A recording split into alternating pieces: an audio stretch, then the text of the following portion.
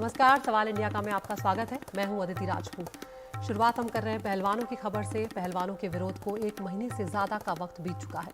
वो लगातार बृजभूषण शरण सिंह पर कार्रवाई को लेकर विरोध कर रहे हैं और उधर बृजभूषण सिंह लगातार ये कहते रहे कि मुझ पर आरोप साबित हुए तो मैं फांसी पर लटक जाऊंगा। और इस सब के बीच दिल्ली पुलिस की जांच। अब कई बड़े अपडेट इस मामले में सामने आए हैं। सिलसिलेवार तरीके से आपको बताते हैं कि क्या नया आज सामने आया है। तो बृजभूषण सिंह के खिलाफ सबूत नहीं है, दिल्ली पुलिस के टॉप सोर्सेज ने ये बात कही है। तो इसमें क्या कुछ कहा गया है वो आपको बताते हैं। बृजभूषण शरण सिंह के खिलाफ ठोस सबूत नहीं है, ऐसे सबूत नहीं कि गिरफ्तार किया जाए। 15 दिनों में चार्जशीट दायर कर सकती है दिल्ली पुलिस। अगर सबूत मिले तभी ये चार्जशीट जो है वो दायर की जाएगी। यहाँ पर दिल्ली पुलिस ने साफ तौर पर कह दिया है कि गिरफ्तार करने लायक सबूत नहीं मिले हैं। ये भी कहा है कि सबूत ना मिलने पर फाइनल रिपोर्ट दाखिल कर दी जाएगी, यानी कि एफआर दाखिल हो जाएगी अगर कोई सबूत नहीं मिलते हैं तो। यहाँ पर दिल्ली पुलिस के सूत्रों ने यह भी कहा है कि बहुत से लोगों और गवाहों के बयान इस मामले में दर्ज किए जा चुके हैं और पुराने आरोप का जो मामला होता है उसमें जांच के बाद केस दर्ज करने का अधिकार पुलिस के पास होता है। तो यहाँ पर कई बड़े दावे जो हैं वो दिल्ली पुलिस की तरफ से किए जा रहे हैं, जो अपने आप में काफ़ी अब अहम हो जा रहे हैं इस पूरे मामले को लेकर। इसके अलावा एक और मामला इसमें अब नया आज जुड़ा है, जो कि दिल्ली पुलिस के सूत्रों के हवाले से ही खबर मिल रही है। तो बृजभूषण पर जो आरोप लगाने वाली पहलवान है वो बालिग है, ये दिल्ली पुलिस के सूत्र कह रहे हैं। लड़की ने उम्र 2 साल कम बताई है, ये दावा किया जा रहा है दिल्ली पुलिस के सूत्रों के हवाले से। और ये भी कहा जा रहा है कि अगर ये साबित हो जाता है कि लड़की बालिग है तो जो बृजभूषण शरण सिंह के खिलाफ पॉक्सो एक्ट की धारा लगी हुई है वो धारा जो है वो हट सकती है। और यहाँ पर ये भी बात सामने आई है कि पुलिस के पास जरूरी दस्तावेज हैं और इस मामले में और जांच फिलहाल की जा रही है। वहीं बृजभूषण शरण सिंह ने अपने ऊपर लगे आरोपों से इनकार किया है और कहा कि जब आरोप साबित नहीं हुए तो मेडल गंगा में बहाने चले गए पहलवान।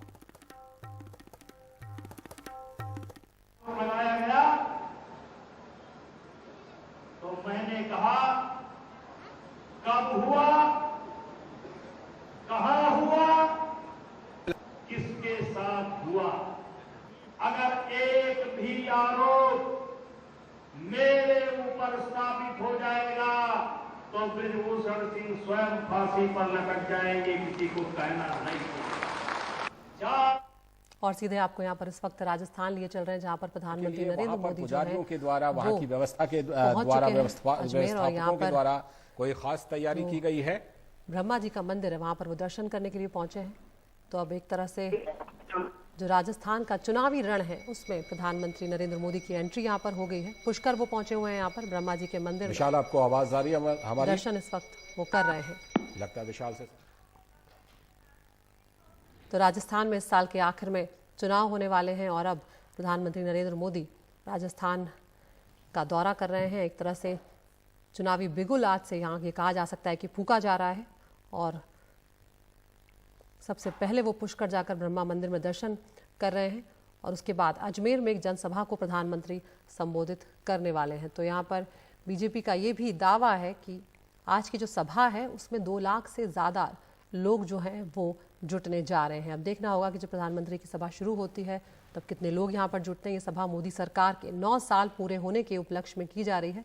हालांकि ये भी कहा जा रहा है कि इसके जरिए बीजेपी 8 लोकसभा क्षेत्रों के जो मतदाता हैं उन तक अपनी बात पहुंचाने की कोशिश करने जा रही है। तो कई कार्यक्रम जो हैं वो प्रधानमंत्री के अब होने जा रहे हैं। ये चौथा दौरा है इस साल का। अगर आप देखें 2023 का 28 जनवरी को इसके पहले गए थे वो भीलवाड़ा में। इसके अलावा 12 फरवरी को भी प्रधानमंत्री पहुंचे थे जब दिल्ली मुंबई एक्सप्रेसवे के सोना दौसा खंड जो है उसका उद्घाटन हुआ था। 10 मई को वो पहुंचे थे जब राजसमंद में करोड़ों की परियोजनाओं का उद्घाटन किया था। और अब जब मोदी सरकार के 9 साल पूरे हो गए तो उसमें जो बीजेपी का संपर्क अभियान कार्यक्रम है उसकी शुरुआत आज वो अजमेर से करने जा रहे हैं। तो अब एक तरह से कहा जा रहा है कि ये चुनाव की शुरुआत बीजेपी की तरफ से हो गई है, क्योंकि बीजेपी बहुत पहले से ही चुनाव की तैयारियों में जुट जाती है।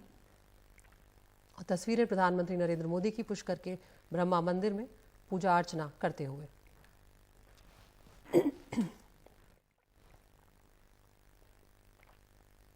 तो एक बड़ी जनसभा को ये अजमेर में संबोधित करने जा रहे हैं। हेलीकॉप्टर से वो पुष्कर पहुंचे हैं और उसके बाद ब्रह्मा मंदिर के जो पुजारी हैं उनको खास तौर से प्रधानमंत्री का यहाँ पर जो दक्षिण भारत से मंगवाई गई विशेष इलायची है उसकी माला पहनाई गई है यहाँ पर, और उसके बाद पूजा अर्चना का जो कार्यक्रम है वो यहाँ पर शुरू हुआ है। तो काफ़ी सजाया गया है पुष्कर के पूरे इलाके को, जहाँ से प्रधानमंत्री का काफिला गुजरा है, और उसके बाद अब प्रधानमंत्री कुछ ही देर में जनसभा को संबोधित करने के लिए पहुंचेंगे। हमारे साथ हमारे एग्जीक्यूटिव एडिटर अखिलेश शर्मा जुड़ गए हैं। अखिलेश, एक तरह से चुनावी बिगुल ये कहा जा सकता है कि बीजेपी ने फूंक दिया है, आज प्रधानमंत्री के इस दौरे से शुरुआत हो रही है।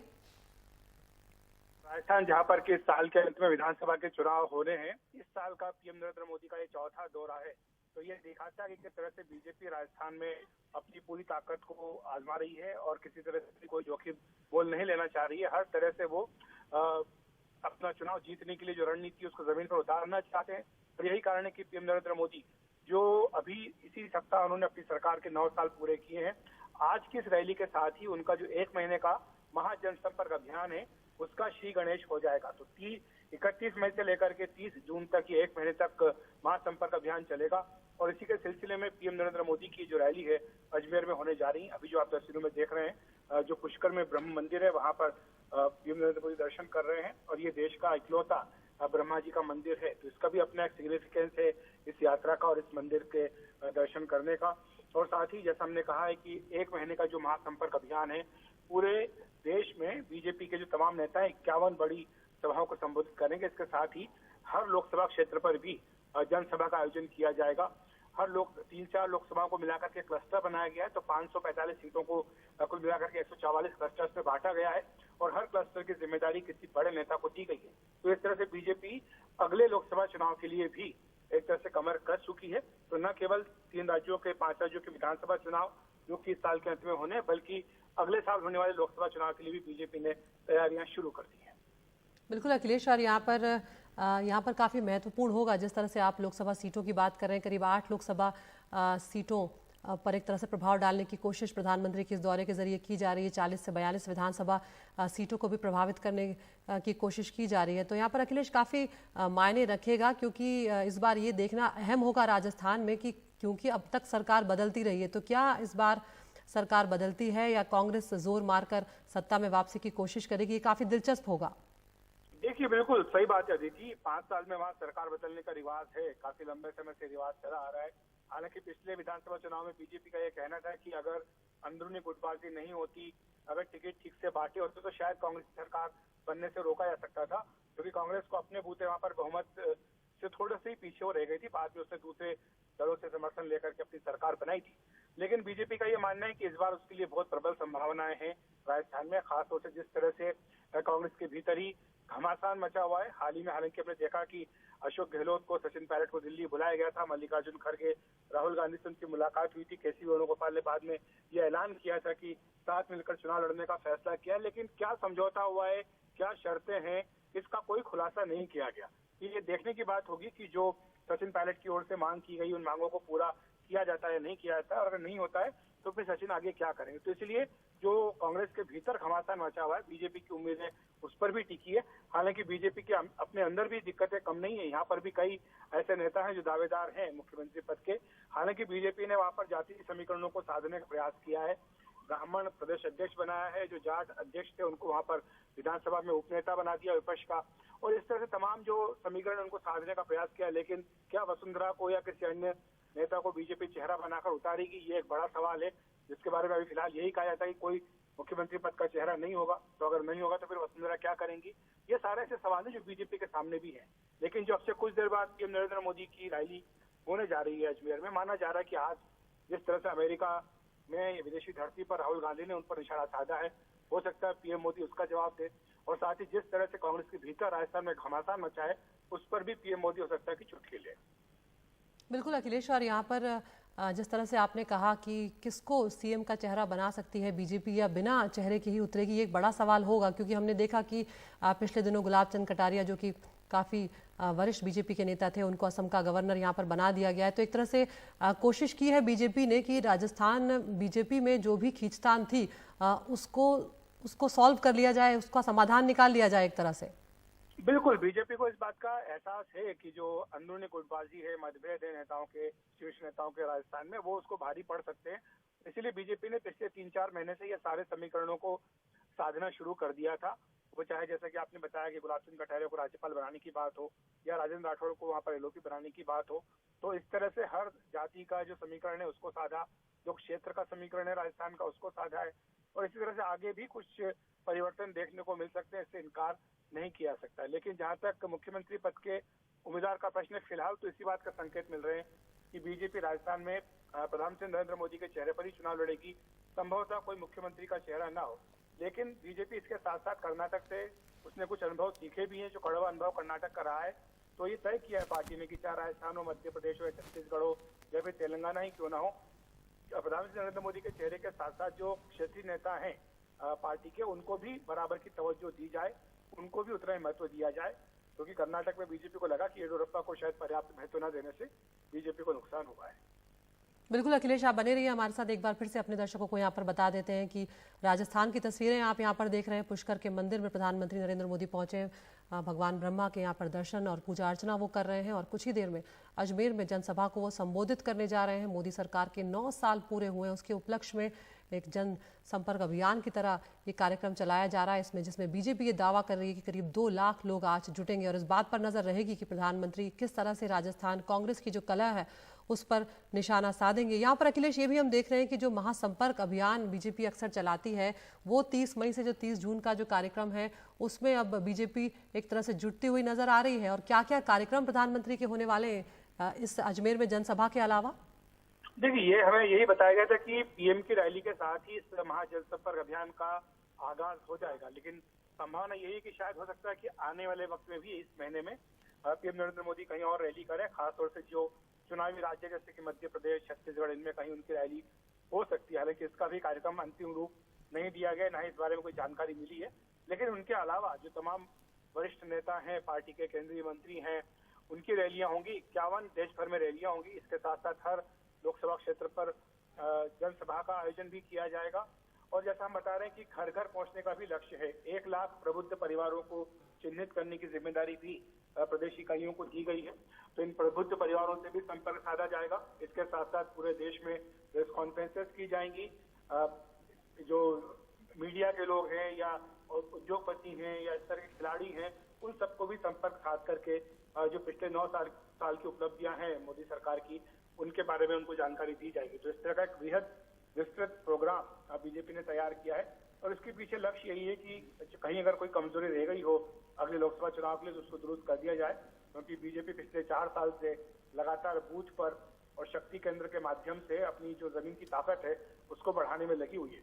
इसके साथ साथ बीजेपी ने 160 वैसी लोकसभाओं को भी चिन्हित किया है जहां पर 2019 के चुनाव में या तो कम अंतर से जीती थी या फिर दूसरे नंबर पर रही थी। तो वहां पर भी केंद्रीय मंत्रियों को जिम्मेदारी दी गई है, और वो लगातार पिछले 9-10 महीनों से वहां का दौरा कर रहे हैं। हर महीने कम से कम एक बार वो लोकसभा क्षेत्रों में जाते हैं, वहां लोगों से मिलते हैं, और क्या कमियां पार्टी की रह गई थी उनको चिन्हित करके उनको दूर करने का प्रयास करते हैं। बिल्कुल अखिलेश, काफी विस्तार से आप इसको बता रहे हैं। यहाँ पर इस बात पर भी अखिलेश बीजेपी का जोर रहता है कि जातिगत समीकरण जो है उनको साध कर बीजेपी हमेशा चलती है, और अक्सर इस तरह के जो समीकरण है वो बीजेपी उसमें सफलता भी हासिल करती है। ऐसे में राजस्थान में अखिलेश अगर बात की जाए तो जाट और मुस्लिम वोटर जो है उनका अच्छा प्रभाव भी देखा जाता है, और उन वोटरों को साधना खासकर बीजेपी के लिए एक चुनौती हो सकता है राजस्थान में। देखिए, जाट का जहां तक प्रश्न है, बीजेपी उसके लगातार प्रयास कर रही है। सतीश पूनिया जो कि करीब 4 साल तक बीजेपी के प्रदेश अध्यक्ष रहे, उन्हें जब प्रदेश अध्यक्ष पद से हटाया गया तो उनको विधानसभा में उपनेता बनाया गया विपक्ष का, तो यानी जो उनका महत्व है वो बरकरार है। इसके साथ साथ हमने देखा है कि यूपी में भी बीजेपी के जो अध्यक्ष है, प्रदेश अध्यक्ष, वो जाट ही हैं। इसके साथ ही उपराष्ट्रपति जगदीप धनखड़ जो राजस्थान से आते हैं वो भी जाट हैं। तो इस तरह से बीजेपी ने जाटों को तो अपनी ओर से एड्रेस करने का पूरा प्रयास किया है। इसके अलावा आपने देखा कि सीपी जोशी जो कि ब्राह्मण है, उन्हें प्रदेश अध्यक्ष बनाया गया है, और जो आज पीएम की रैली हो रही है उनके प्रदेश अध्यक्ष बनने के बाद पहली बार पीएम नरेंद्र मोदी का राजस्थान का दौरा है। तो जाहिर सी बात है कि आज जो अजमेर की जनसभा है उसको सफल बनाने की, उसमें बड़ी संख्या में लोगों को लाने की जिम्मेदारी भी उन्हीं की है, और इसी पर उनके नेतृत्व को भी आंका जाएगा। और जहां तक राजपूत वोटों का सवाल है जो बीजेपी के साथ रहे हैं काफी लंबे समय से, तो राजेंद्र राठौड़ को वहां पर एलओपी बनाया गया है। इस तरह से गजल सिंह शेखावत यहाँ पर केंद्र में मंत्री हैं। मीणा जो है, अभी आपने देखा कि उनको जो है जिम्मेदारी दी गई और अर्जुन राम मेघवाल जो है उनको कानून मंत्री बनाया गया। तो ये सारे ऐसे जो समीकरण हैं, चाहे अनुसूचित जाति के हों, जनजाति के हों, या फिर राजपूत ब्राह्मण हों या जाट हों, सभी समीकरणों को साधने का प्रयास बीजेपी ने किया है। और वसुंधरा अपने आप में भी एक बहुत बड़ा फैक्टर है। जहां तक मुस्लिम वोटों की बात है, वसुंधरा की अपनी उस तरह की छवि नहीं है कि मुस्लिम वोट उनसे बिथके, तो ऐसे में उनकी भी एक छवि है जो काफी हद तक बीजेपी को मुसलमानों से जोड़ती है। तो ये सारे समीकरण जिनको बीजेपी साधने का प्रयास कर रही है, किसी भी तरह का जोखिम मोल नहीं लेना चाहती बीजेपी, क्योंकि जानती है कि राजस्थान कितना महत्वपूर्ण है। बिल्कुल अखिलेश, हमारे साथ हमारी सहयोगी हर्षा कुमारी सिंह भी जुड़ गई हैं। हर्षा, यहाँ पर हम बात कर रहे थे किस तरह से जातीय समीकरणों को बीजेपी साधती नजर आ रही है, लेकिन आपसे मैं यहाँ पर ये समझना चाहूंगी, क्या अजमेर को चुने जाने के पीछे कोई खास वजह है? क्योंकि पूर्व डिप्टी सीएम सचिन पायलट इसी इलाके से आते हैं, तो क्या कोई खास वजह भी यहाँ पर हो सकती है इस तरह से अजमेर को से शुरुआत एक तरह से किए जाने की, चुनावी अपनी रणनीति की? देखिए, यहाँ जो आपने सचिन पायलट की बात करी वो अपने आप में एक छोटा फैक्टर है। मतलब बीजेपी की पूरी मशीनरी को सचिन पायलट से टक्कर देने की जरूरत नहीं है। लेकिन हाँ, अजमेर को क्यों चुना गया है ये बहुत ही वाजिब सवाल है। और अगर आप उसको ज्योग्राफिकली देखेंगे, भूगोल की स्थिति के हिसाब से देखेंगे, तो अजमेर एकदम राजस्थान के बीच में है और जिसको कहीं पर भी जाना है उसे अजमेर होके गुजरना पड़ता है। चाहे आप साउथ राजस्थान जाना चाहे या नागौर साइड या जैसलमेर, तो एकदम राजस्थान के हृदय के बीच में है एक तरह से अजमेर। दूसरा, हम देख रहे हैं कि आसपास के इसके जितने भी जिले हैं वहां से करीब 45 जो विधानसभा की सीटें हैं वहां से लोगों को लेके आएगी बीजेपी, लेके आएगी आज, और करीब 2 लाख लोगों का लक्ष्य रखा है। तो 45 लोकसभा सीट जो आसपास विधानसभा सीट है उनको वो ये जो रैली है उनसे उनका डायरेक्ट असर पड़ेगा। दूसरी बात जो है 8 लोकसभा सीट पे भी असर पड़ेगा।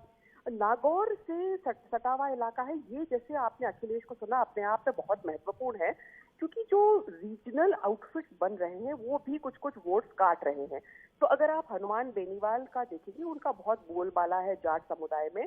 वो पहले बीजेपी के ही विधायक थे, फिर छोड़कर उन्होंने, और अब वो अपनी पार्टी उन्होंने शुरू की है आरएलपी।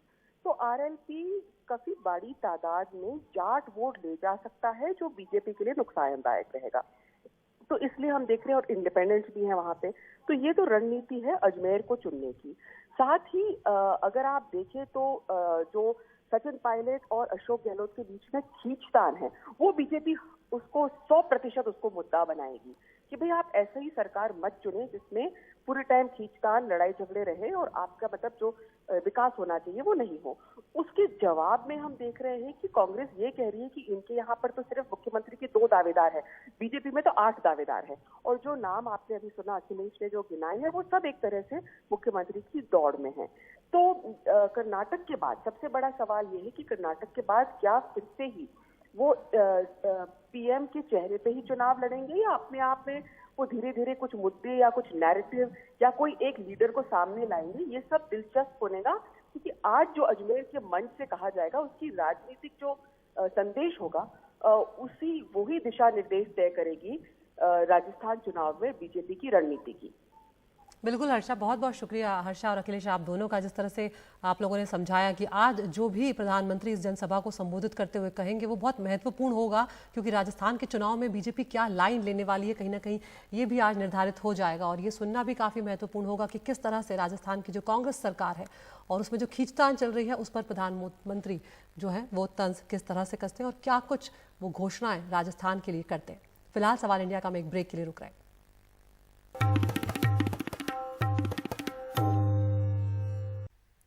तो उधर पहलवानों के मुद्दे पर खींचतान भी जारी है और दिल्ली पुलिस के सूत्रों से कई सारी ऐसी खबरें निकल कर आई हैं जिसमें ये निकल कर आया है कि दिल्ली पुलिस के सूत्र ये कह रहे हैं कि जो बृजभूषण शरण सिंह हैं उनके खिलाफ ठोस सबूत नहीं मिले हैं कि उनको गिरफ्तार किया जा सके। उधर खेल मंत्री अनुराग ठाकुर ने पहलवानों के मुद्दे पर कहा कि खिलाड़ियों ने खुद कहा था कि प्लेटफॉर्म राजनीति करने का नहीं है, लेकिन बाद में राजनीतिक दलों का आना जाना हुआ और ये खिलाड़ी जो हैं पुलिस की जांच का इंतजार इन्हें करना चाहिए।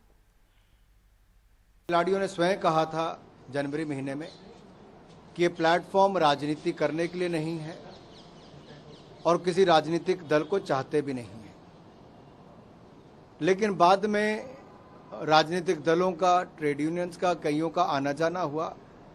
मैं उस पर कोई टिप्पणी नहीं करना चाहता कि इस मंच पे कौन कौन आया, लेकिन मैं इतना जरूर कहूँगा मेरे प्रिय खिलाड़ियों, आपको दिल्ली पुलिस की जांच का इंतजार करना चाहिए, विश्वास करना चाहिए। दिल्ली पुलिस ने सुप्रीम कोर्ट में कहकर एफआईआर दर्ज की है और उचित यही होगा कि आप जब तक ये जांच पूरी ना हो तब तक इस तरह का कोई भी कदम ना उठाएं जिससे खेल या किसी खिलाड़ी या किसी को कोई ठेस पहुंचे।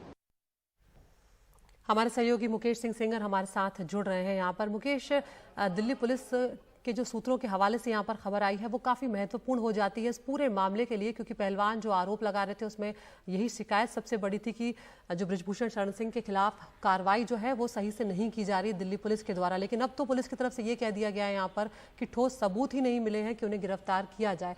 पूरे डिटेल्स इसके बताइए मुकेश। देखिए, बिल्कुल दिल्ली पुलिस के टॉप सोर्सेस हैं, उनसे हमारी बात हुई है। उनका ये कहना है कि अब तक जो जांच हुई है, जांच में ऐसे कोई सबूत नहीं मिले हैं, यानी ऐसा कोई ग्राउंड नहीं बना है जिसके बेसिस पर जो इस केस में आरोपी हैं उन्हें गिरफ्तार किया जाए, इसीलिए उन्हें अब तक गिरफ्तार नहीं किया गया है। दूसरा उनका ये भी कहना है कि जो एलिगेशन हैं पहलवानों के, वो एलिगेशन में जो इंसिडेंट बताए गए हैं वो इंसिडेंट बहुत पुराने हैं, 2012 से लेकर 2022 तक के इंसिडेंट हैं। और ऐसे में पुलिस के पास कोई शिकायत इस तरह की आती है तो पुलिस पहले ऐसे एलिगेशन की जांच करती है, इसीलिए तुरंत मुकदमा दर्ज नहीं किया गया। अगर ये घटना उसी दिन हुई होती या उसके एक दिन पहले हुई होती और कोई पीसीआर कॉल होती या फिर पुलिस को जानकारी मिलती तो इसमें तुरंत मुकदमा दर्ज होता, लेकिन चूंकि आरोप बहुत पुराने थे इसलिए पुलिस के पास ये पावर है कि वो पहले आरोपों की जांच करे और जांच के बाद मुकदमा दर्ज करे। तो पहलवानों ने 21 अप्रैल को शिकायत दी थी और दिल्ली पुलिस ने जांच के बाद 28 अप्रैल को इस मामले में केस दर्ज किया। केस दर्ज करने के बाद जो महिला पहलवान हैं उनके पहले बयान दर्ज किए, दिल्ली पुलिस ने खुद दर्ज किए और बाद में उनके बयान कोर्ट में दर्ज करवाए। लेकिन जांच के बाद जो दिल्ली पुलिस को अब तक सबूत मिले हैं उसके बेसिस पर पुलिस का ये दावा है कि ऐसा कोई सबूत अभी तक नहीं मिला है जिसके बेसिस पर उन्हें गिरफ्तार किया जाए। दूसरा, सुप्रीम कोर्ट का भी एक आदेश है जिसके मुताबिक अगर किसी केस में 7 साल तक की सजा का प्रावधान है तो ऐसे केस में आरोपी की गिरफ्तारी की जरूरत नहीं पड़ती है। इस केस में जो पॉक्सो लगा है उसमें जो मैक्सिमम पनिशमेंट है वो 7 साल का है, इसीलिए पुलिस का कहना यह है कि गिरफ्तारी की जरूरत नहीं है। वहीं पुलिस का एक और दावा है वो ये है कि इस मामले की जो जांच चल रही है वो जांच काफ़ी हद तक हो चुकी है और अगले 15 दिनों में दिल्ली पुलिस इस मामले में कोर्ट में जो अपनी फाइनल रिपोर्ट है जांच को लेकर वो दाखिल कर सकती है। अगर सबूत पाए गए तो दिल्ली पुलिस इस मामले में चार्जशीट दाखिल करेगी और अगर सबूत नहीं मिले तो दिल्ली पुलिस कोर्ट में फाइनल रिपोर्ट लगा सकती है। फाइनल रिपोर्ट यानी एफआर तब लगती है जब किसी केस में पुलिस को कोई भी सबूत नहीं मिलता है, ऐसे में पुलिस फाइनल रिपोर्ट लगाकर केस को बंद कर देती है। तो ये सारी चीजें अब तक की जांच में साफ हुई हैं। एक और मामला मुकेश जो सामने आया है कि जो पहलवान नाबालिग थी उनके बालिग होने का दावा दिल्ली पुलिस के सूत्रों द्वारा किया जा रहा है, उस बारे में भी बताएं क्योंकि वो भी इस मामले में एक नया मोड़ लेकर आ सकता है। देखिए, बिल्कुल जो दिल्ली पुलिस के पास 7 महिला पहलवानों की शिकायत मिली थी उसमें एक नाबालिग पहलवान थी। नाबालिग पहलवान ने जो शिकायत दी थी उसने अपनी जो डेट ऑफ बर्थ बताई थी उसके कुछ डॉक्यूमेंट दिए थे और उसमें यह पाया गया जांच के दौरान कि नाबालिग महिला पहलवान ने अपनी उम्र 2 साल कम लिखाई है, यानी कि उसकी उम्र जो थी वो 2 साल ज़्यादा थी लेकिन उसने 2 साल उम्र कम दिखाई ताकि 2022 जब का ये इंसिडेंट है, रांची में इंसिडेंट हुआ था, तब वो नाबालिग खुद को नाबालिग बता सकी। तो जांच में साफ हुआ कि दरअसल नाबालिग महिला पहलवान बालिग है और उसने गलत तरीके से अपना जो डेट ऑफ बर्थ सर्टिफिकेट है वो पुलिस को दिया जिसमें उसकी उम्र कुछ और लिखी है। लेकिन जब पुलिस ने जांच की और पाया जो उसके असली डॉक्यूमेंट्स हैं उसकी उम्र के, उनसे साफ हुआ कि उसकी उम्र जो है वो कुछ और है। तो इस मामले में पुलिस बहुत जल्दी ही या तो कोर्ट में जाकर ये कह सकती है कि जो महिला पहलवान है वो बालिग है और इसमें पॉक्सो का जो मामला है उसको वो वापस ले रहे हैं, यानी कि पॉक्सो की धारा को हटा रहे हैं। या फिर पुलिस जब कोर्ट में फाइनल रिपोर्ट दाखिल करेगी तब हो सकता है कि पुलिस कोर्ट को इन्फॉर्म करे और बताए कि जो महिला पहलवान जो नाबालिग बता रही थी वो बालिग है और उसको लेकर पुलिस ने कई सारे डॉक्यूमेंट्स जब्त किए हैं, सीज किए हैं जो पुलिस के पास एविडेंस के तौर पर हैं, जिससे साफ होता है कि आरोप लगाने वाली नाबालिग महिला पहलवान बालिग है, तो इसको लेकर भी बड़ा खुलासा हुआ है जो दिल्ली पुलिस की जांच में साफ हुआ है कि आरोप लगाने वाली नाबालिग महिला पहलवान दरअसल बालिग है। अब ये जांच चल रही है कि आखिर ये सब जो उसने बालिग खुद को नाबालिग बताया वो किसके कहने पर किया, क्या उसने खुद किया या किसी के कहने पर किया, इसको लेकर भी जांच चल रही है। बिल्कुल मुकेश, बहुत बहुत शुक्रिया। और अब देखते हैं कि दिल्ली पुलिस क्या क्या सबूत इसको लेकर रखती है कि ये जो पहलवान है ये नाबालिग नहीं बालिग है। उधर पहलवानों के खेमे में क्या कुछ चल रहा है वो भी आपको बताते हैं। कल पहलवानों के समर्थन में यूपी के मुजफ्फरनगर में खाप पंचायत होगी। ये ऐतिहासिक सोरम चौपाल पर आयोजित की जाएगी। कल पहलवानों ने मेडल बहाने का इरादा बदल लिया और नरेश टिकैत की मांग पर पहलवानों ने बृजभूषण शरण सिंह पर कार्रवाई के लिए 5 दिनों का अल्टीमेटम दिया है। मुजफ्फरनगर में होने वाली इस चौपाल में खाप चौधरियों के साथ कई और लोग भी शामिल होंगे, लेकिन आम लोगों को एंट्री नहीं दी जाएगी। पहलवानों के प्रकरण को लेकर खाप नेता काफी नाराज बताए जा रहे हैं। बाकी हमारे सब प्रमुख नेता, माननीय लोक नेता जननायक नरेंद्र मोदी जी को 51 किलो की माला से सम्मानित कर रहे हैं। सब लोग ताली बजाकर उनका स्वागत करें। मोदी मोदी। आज मौका है इस देश के 9 वर्ष के स्वर्णिम काल के, जिसने हिंदुस्तान को बदल दिया, ऐसे हमारे लोकप्रिय नेता की अनेक योजनाओं के माध्यम से जिनका जीवन सुधर गया, ऐसी हमारी प्रमुख योजना के प्रतीक के रूप में उन लाभार्थी को मैं बुलाना चाहूंगा जो अभिनंदन करना चाहेंगे।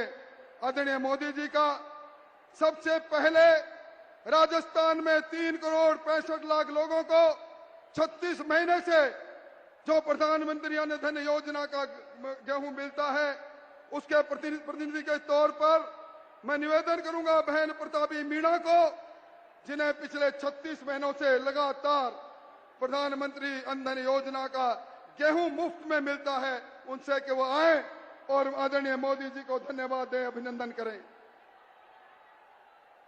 और मैं निवेदन करूंगा किसान सम्मान निधि राजस्थान के 76 लाख किसानों को मिलती है, उसके प्रतिनिधि के रूप में सीता गुजर जी से।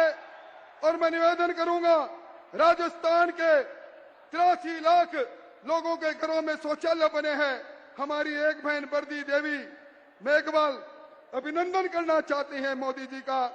और मैं निवेदन करूंगा उजला गैस, जिसने राजस्थान के 76 लाख गृहिणियों के जीवन को बदल डाला, उनके प्रतिनिधि के तौर पर नराजा देवी जाट को कि वो भी अभिनंदन करे।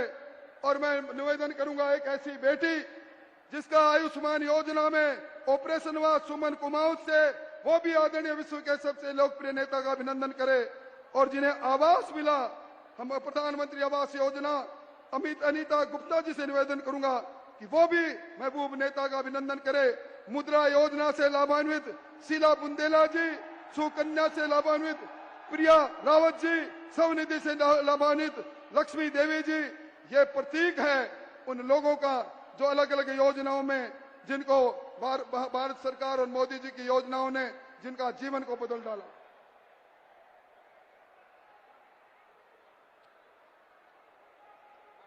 और अब मैं निवेदन करूंगा भारतीय जनता पार्टी के नौजवान प्रदेश अध्यक्ष, गतिशील प्रदेश अध्यक्ष सीपी जोशी जी को कि वो आए और विशाल भारतीय जनता पार्टी के परिवार की तरफ से स्वागत भाषण करे, अभिनंदन करे दुनिया के सबसे लोकप्रिय नेता हमारे गौरव नरेंद्र मोदी जी का। भारत माता की, भारत माता की। तीर्थराज पुष्कर की इस पावन भूमि पर अजय मैरू के इस अजयगढ़ में जिन्होंने राजनीति में गरीब सेवा का संकल्प लेकर हमेशा अजय रहे, ऐसे अजय योद्धा देश के यशस्वी प्रधानमंत्री आदरणीय नरेंद्र मोदी जी के ऐतिहासिक 9 वर्ष पर आप सबसे कहूंगा एक बार अपने स्थान पर खड़े होकर जोरदार ताली बजाकर आदरणीय मोदी जी का स्वागत और अभिनंदन करें। जिन्होंने हमेशा सेवा, समर्पण, सुशासन और गरीब कल्याण का संकल्प लेकर इस राष्ट्र की सेवा की है। चरेवती चरेवती का मूल मंत्र जिन्होंने दुनिया में भारत का वैभव बढ़ाया, ऐसे आदरणीय नरेंद्र मोदी जी का हिंदू हृदय सम्राट पृथ्वीराज चौहान जी की इस वीर धरा पर वीर तेजा जी की निर्माण स्थली और राजस्थान की हृदय स्थली अजय मेरू में आप सबकी ओर से मैं आदरणीय प्रधानमंत्री जी का स्वागत और अभिनंदन करता हूं। यह हमारा सौभाग्य है आदरणीय प्रधानमंत्री जी, इस ऐतिहासिक कालखंड के इस उपलक्ष्य में पार्टी के राष्ट्रीय अध्यक्ष ने आदरणीय नड्डा जी ने यह सौभाग्य राजस्थान की धरा को दिया। आज जैसलमेर के तनोट की सरहद से हो, चाहे बांसवाड़ा की गुजरात की बॉर्डर से हो, चाहे श्री गंगानगर से हो, तो मध्य प्रदेश और उत्तर प्रदेश के बॉर्डर करौली और धौलपुर से हो, सुदूर